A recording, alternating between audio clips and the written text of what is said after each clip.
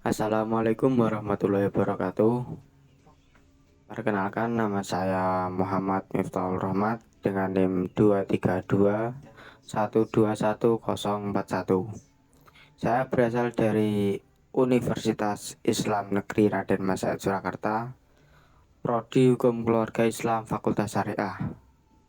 Yang terhormat Bapak Yusuf Wibisono SAG MSI Sal selaku pengampu mata kuliah Hukum Acara Pidana kelas 4 HKI 4A. Di sini saya akan mereview buku yang berjudul Hukum Acara Pidana yang meliputi teori asas dan perkembangannya pasca putusan Mahkamah Konstitusi.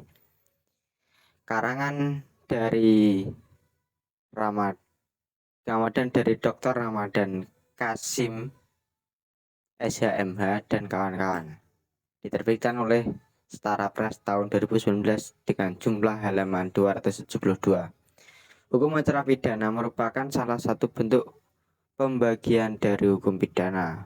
Hukum acara pidana sering juga disebut dengan hukum proses pidana atau hukum acara penerapan. Dalam bahasa Belanda, hukum acara pidana disebut dengan strafvordering. Dalam bahasa Inggris disebut dengan criminal procedure law, sementara di dalam bahasa Perancis dikenal dengan sebutan kode instruction kriminal. Adapun istilah yang terkenal di Indonesia yaitu dengan sebutan criminal justice system, yang di dalam Indonesia mempunyai arti sistem peradilan pidana. Hukum acara pidana sangat erat kaitannya dengan hukum pidana. Keduanya bisa dibedakan namun sangat sulit untuk dipisahkan. Sebelumnya juga penulis telah menyinggung bahwa bekerjanya hukum pidana atau hukum acara pidana tidak terlepas karena terjadinya pelanggaran hukum pidana atau hukum pidana material, yang berarti antara hukum acara pidana dan hukum pidana saling membutuhkannya.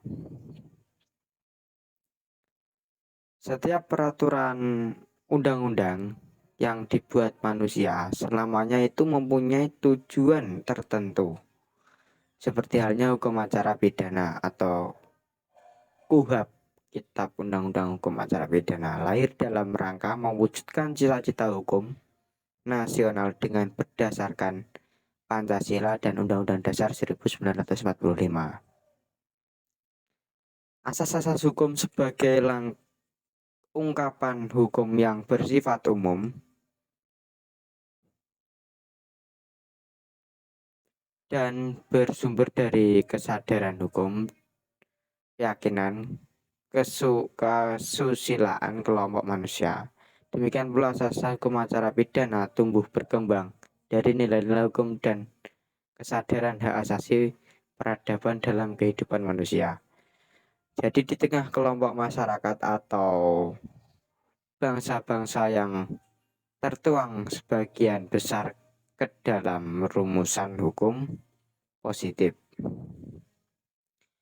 KUHP yang mempunyai asas-asas hukum yang dikenal dengan asas legalitas, asas peradilan cepat, asas peradilan cepat sederhana dan biaya ringan. Yang ketiga ada asas praduga tidak bersalah. Yang keempat ada asas oportunitas. Yang kelima ada asas pemeriksaan.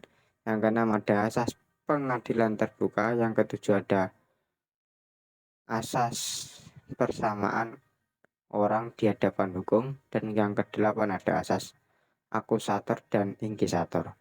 Hukum acara pidana sebagai suatu proses tidak bisa dipisahkan dari keterlibatan beberapa pihak di dalamnya. Antara lain ada pelaku dan pengadu, tersangka dan terpidana, terdakwa dan penyelidik, dan penyidik. Dalam setiap perkara pidana, pihak-pihak tersangka sangat sulit untuk bertindak dalam perkaranya tanpa melibatkan seorang advokat. Jadi penuntut umum atau jaksa yang tugasnya khusus atas nama negara atau masyarakat yang mengadakan tuntutan pidana terhadap pelaku delik.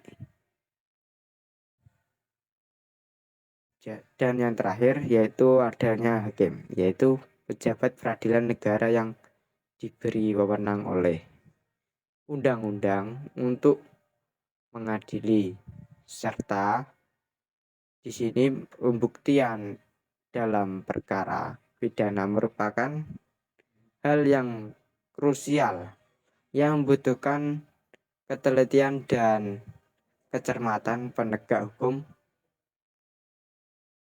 Beberapa ilmu bantu di sini meliputi ilmu audit dan ilmu teknologi informasi. Intinya dari inspirasi yang saya dapat dari buku tersebut sangat banyak. Yang pertama ya juga dari buku tersebut saya bisa mengetahui proses hukum acara pidana dari mulai penyelidikan, penyidikan sampai ada penguat hukum dengan ilmu-ilmu teknologi, ilmu apa aja. Dan dari situ juga saya juga mendapat banyak ilmu tentang asas